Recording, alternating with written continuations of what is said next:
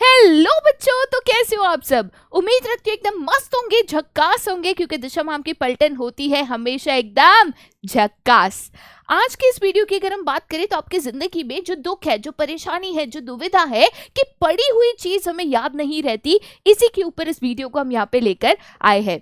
जी हाँ, जिंदगी में सबसे बड़ी परेशानी यही होती है कि हम पढ़ तो लेते हैं, चीजों को समझ लेते हैं, लेक्चर्स देखते हैं तो ऐसे लगता है हाँ ये मुझे समझ में आ गया, लेकिन जब हम इसको लिखने जाते हैं, एग्जाम में लिखना चाहते हैं, टेस्ट में लिखना चाहते हैं, तब कुछ याद ही नहीं आता, पॉइंट्स भी भूल जाते हैं। तो इस दुविधा का हमारे पास क्या सल्यूशन है या इसको हम कैसे सॉल्व कर सकते हैं, इस वीडियो में हम यही टिप्स एंड ट्रिक्स यहाँ पे समझेंगे या डिस्कस करेंगे, जिससे आप पढ़ी हुई चीजों को आसानी से याद रख सको। हाँ, इसमें थोड़ी सी मेहनत तो लगेगी, लेकिन ये ट्रिक 100% ट्राइड एंड टेस्टेड है by your one and only yes.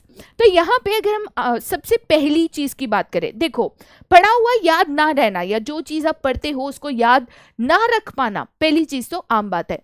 होता क्या है, जैसे हम मल्टीपल चीजें कर रहे होते हैं, मल्टीपल सब्जेक्ट्स कर रहे होते हैं, स्कूल जाते हैं, अकाउंट्स करते हैं, इकोनॉमिक्स करते हैं, बिजनेस स्टडीज करते हैं, इंग्लिश करते हैं, हिंदी करते हैं, बहुत लोग कंप्यूटर का कोर्स करते हैं, बहुत लोग बहुत सारी चीजों में एंगेज होता है। अब मल्टीपल चीजें एक साथ करने की वजह से काफी बार ऐसे होता है कि हम लेक्चर्स तो देखते हैं बट लेक्चर्स के बाद चीजें भूल जाते हैं।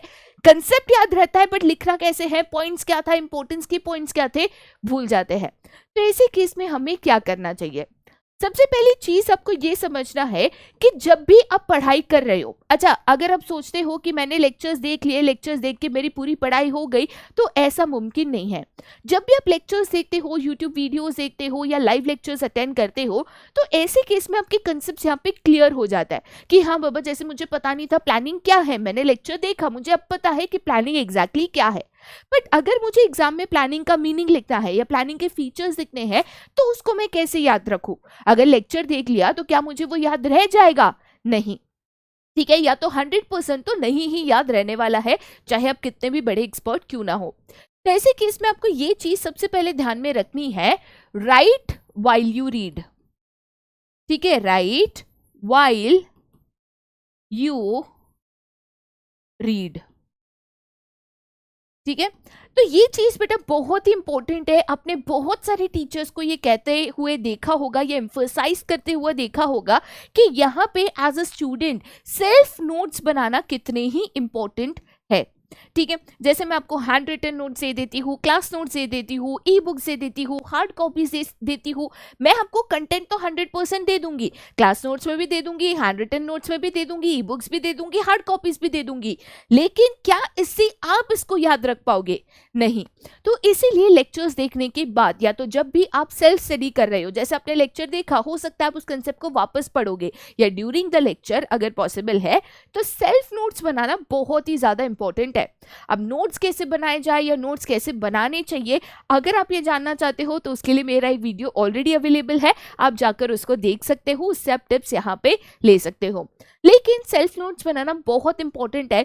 इससे क्या होता है, जैसे ये एक साइंस प्रूवन है कि आप चीजों को जब लिख कर याद करते हो तो आप लिख भी रहे हो और पढ़ भी रहे हो, और इससे आप चीजों को ज्यादा इजीली, ज्यादा अच्छे से, ज्यादा बेहतर चीजों को मेमोराइज कर सकते हो। ठीक है, दूसरा तरीका यहाँ पे बहुत इंपॉर्टेंट है, स्पेशली अगर मैं बिजनेस स्टडीज की बात करूँ या थ्योरी सब्जेक्ट्स की मैं स्पेशली बात करूँ।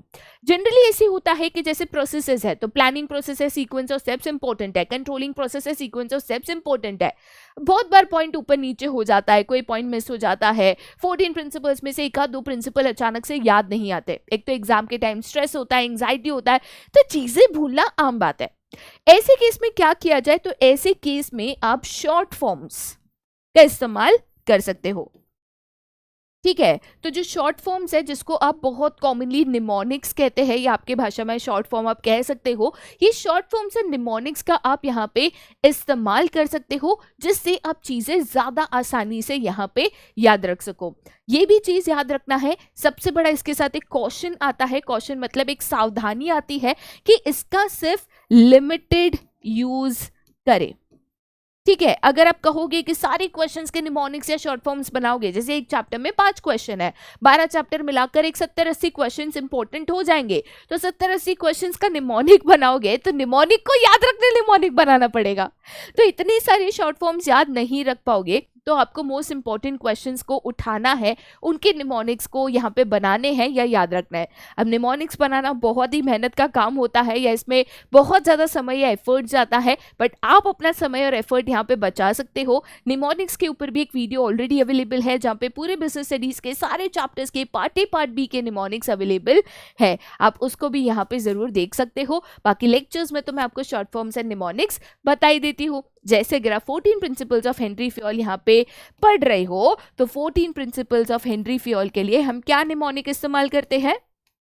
तो हम इस्तेमाल करते हैं यहाँ पे CID, यूज, यूजर, सोडा।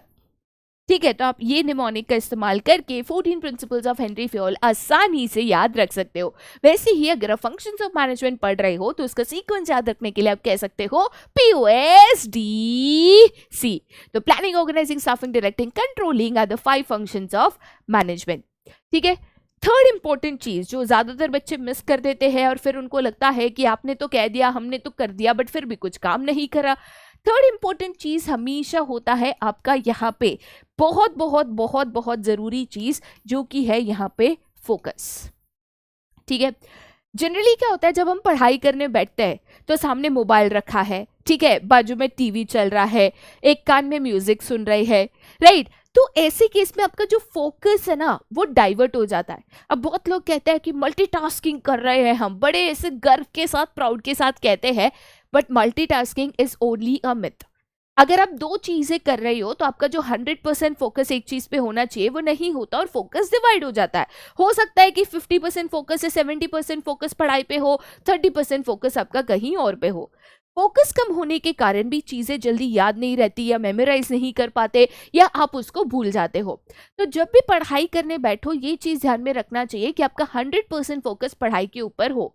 घंटों घंटों पढ़ाई करके भी 2 चैप्टर्स करना, या 2 घंटे पढ़ाई करके 2 चैप्टर्स करना, ये जो वीडियोस आती है ना, ये एक्चुअल में कहीं ना कहीं पॉसिबल होती है। जनरली अगर आप 100% फोकस और डेडिकेशन के साथ कोई भी चीज करते हो तो आप उसको कम समय में आसानी से कर सकते हो, बट अगर आपका फोकस नहीं है, डिस्ट्रैक्शंस है, इधर उधर ध्यान जा रहा है, तो वही चीज करने में आपको बहुत ज्यादा समय यहाँ पे लग सकता है। तो कभी भी पढ़ाई करने बैठो तो ऐसी जगह पे बैठो जिधर थोड़ी सी शांतता हो, जहाँ पे थोड़ा सा रिलैक्सिंग एनवायरनमेंट हो। अपने फोन्स को, टीवीज को, म्यूजिक को, सभी डिस्ट्रैक्शंस को दूर करो और तब जाकर पढ़ाई को यहाँ पे करो। इसीलिए बहुत बच्चे अर्ली मॉर्निंग या लेट नाइट स्टडी करना भी प्रेफर करते हैं। इसका मेन रीजन यही होता है क्योंकि इस समय पे सबसे कम डिस्ट्रैक्शंस यहाँ पे होते हैं। ठीक है, नेक्स्ट इंपॉर्टेंट चीज यहाँ पे ये होता है, बहुत जरूरी चीज है, आप अपने एग्जॉशन पीरियड को समझो। ठीक है, एग्जॉशन पीरियड क्या होता है, या what do you mean by exhaustion? Exhaustion मतलब थकान। अब बहुत बार ऐसे होता है कि हम सोच रहे थे कि हम 4 घंटा पढ़ाई करेंगे, 3 घंटा पढ़ाई करेंगे, जो कि बहुत अच्छी बात है, पर पढ़ाई करते वक्त बीच में छोटे छोटे ब्रेक्स लेना इंपॉर्टेंट है।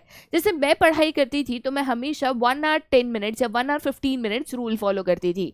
एवरी 1 आवर स्टडी पे मैं 15 मिनट्स का ब्रेक लेती थी।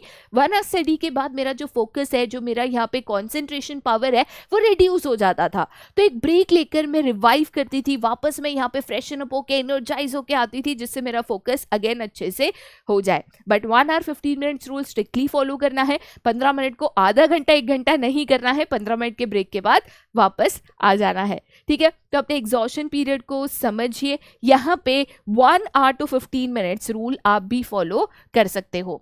ठीक है, 1 आवर 15 मिनट्स। ठीक है, तो 1 आवर ऑफ स्टडी टाइम के लिए 15 मिनट्स का ब्रेक टाइम। ओके, तो ये टिप्स एंड ट्रिक्स को आप आजमा के अपने फोकस लेवल को इंक्रीज कर सकते हो। जनरली चीज़ें याद नहीं रहती है क्योंकि हमारा फोकस नहीं होता है, एंड दूसरा हम उसको मेमोराइज नहीं कर पाते। लिखकर अगर आप पढ़ोगे तो मेमोराइज इजीली होगा, ज़्यादा अच्छे से होगा। निमोनिक्स का इस्तेमाल करोगे तो जहाँ पे भी प्रोसेसेस है, सीक्वेंस ऑफ स्टेप्स है, इंपॉर्टेंट क्वेश्चन है, शॉर्ट फॉर्म्स है, आप उसके पॉइंट्स याद रख सकोगे। और अगर आप यहाँ पे फोकस एंड एग्जॉशन पीरियड अगर आप इस्तेमाल करते हो तो आप अपने फोकस को ज़्यादा इंप्रूव कर पाओगे, मेमोरी पावर को ज़्यादा इंप्रूव कर पाओगे और मेमोराइज ज़्यादा कर पाओगे। और एक ज़रूरी चीज़ है, जब भी थके हुए हो, एग्जॉस्टेड हो, तब पढ़ाई ना करो। हमेशा जब भी आप फ्रेश हो, ठीक है, जब आप एनर्जाइज्ड हो, तब पढ़ाई करने की ज़्यादा आप कोशिश करो। इससे आप ज़्यादा आसानी से चीज़ों को याद रख पाओगे। उम्मीद करती हूँ कि ये टिप्स आपको ज़रूर काम आएगी। बाकी इसके पीछे मेहनत तो करनी होगी, टिप्स को आजमाना तो होगा। 1 हफ्ता, 10 दिन, 15 दिन आप इसको कर कर देखिए डेडिकेशन और ईमानदारी के साथ। फिर मुझे कमेंट सेक्शन में ज़रूर बताना क्या ये आपके काम में आया या नहीं। इसके अलावा और भी कोई परेशानी आ रही है तो भी बता देना, उसको भी हम ज़रूर सॉल्व कर देंगे। आज के लिए यहीं पे bye bye, see you and take care.